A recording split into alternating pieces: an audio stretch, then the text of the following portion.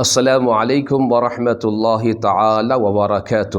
معزز سامعین و ناظرین، کیسے ہیں آپ سبھی حضرات؟ امید ہے خیریت و عافیت کے ساتھ ہوں گے۔ ایک اور اہم مسئلہ لے کر آپ حضرات کے ساتھ حاضر آیا ہوں۔ امید ہے غور سے سنیں گے، سمجھنے کی پوری کوشش کریں گے اور مکمل عمل کرنے کی بھی کوشش کریں گے۔ اس سے پہلے بھی میں ایک ویڈیو بنا کر ڈال چکا ہوں اس مسئلے پر۔ یہ مسئلہ خاص خواتین کے ساتھ میں پیش آتا ہے، لیکن گھر کے بعض خواتین جو بوڑھی امائیں ہوتی ہیں، جو نانی دادی پردادی ہوتی ہیں، یہ اس مسئلے کو بگاڑ کر لوگوں کے اندر ایک ذہنی خلط ملط مچائے ہوئے ہیں۔ وہ مسئلہ کیا ہے؟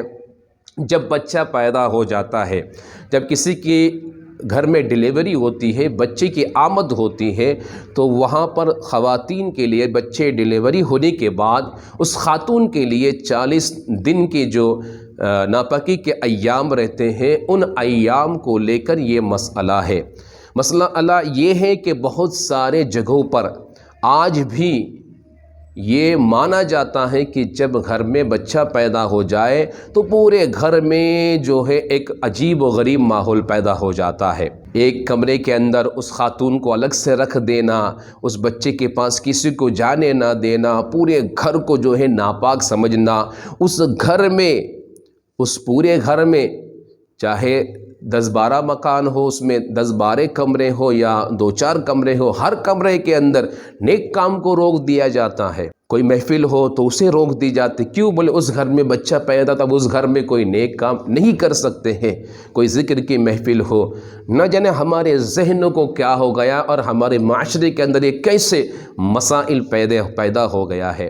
عزیزان ملت اسلامی، یاد رکھیے، جس خاتون کا بچہ پیدا ہوا ہے اس کے لیے حکم ہے کہ یہ کچھ کام ہے جو شریعت نے حرام کیے، اس کے علاوہ باقی سارے کام کر سکتی ہے، صرف وہی کام جو شریعت نے حرام قرار دیا ہے وہی وہ نہیں کر سکتی ہے۔ ان میں سے بعض کام کیا ہے؟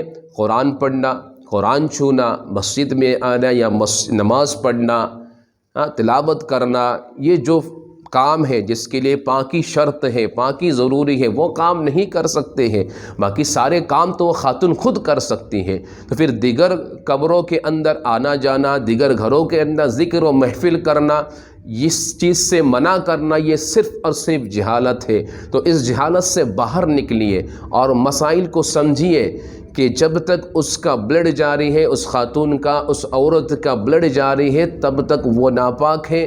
جیسے ہی بلڈ رک جائے، بلڈ ختم ہو جائے، فوراً وہ جو ہے غسل کر کے نماز روزے ذکر و اذکار میں مشغول ہو جائیں گے، اور جو کام شریعت نے اسے حرام قرار دیا ہے اس کے لیے وہی کام وہ نہیں کریں گے۔ باقی سارے کام وہ کر سکتی ہے، گھریلو بھی ہر ایک کام کر سکتی ہے، شرط ہے کہ اس کی طبیعت اس طرف مائل ہو، طبیعت میں درستگی ہو، اس کے ہر کام کر سکتے۔ گھر کا کھانا بنانا، جھاڑو پوچھا، دیگر جتنے بھی کام ہیں، اس کمرے میں کوئی بھی آ سکتا ہے، جا سکتا ہے، اس کمرے میں نماز بھی پڑھ سکتے ہیں، اس کمرے کے اندر ذکر و اذکار بھی کر سکتے ہیں۔ تو پھر دوسرے کمرے کی بات تو پھر اور ہی ہے۔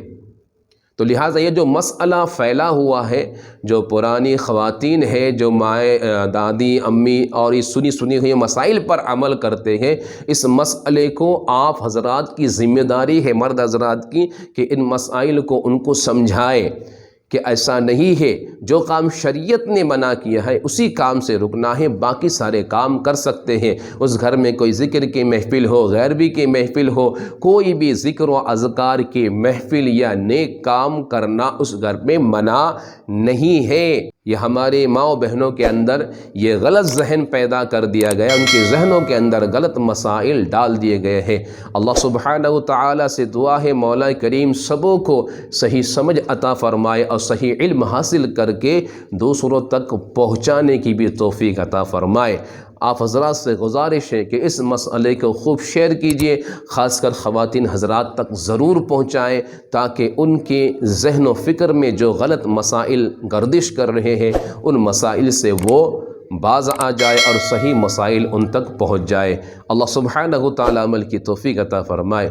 ضرور شیئر کیجئے، لائک کیجئے۔ السلام علیکم ورحمۃ اللہ تعالی وبرکاتہ۔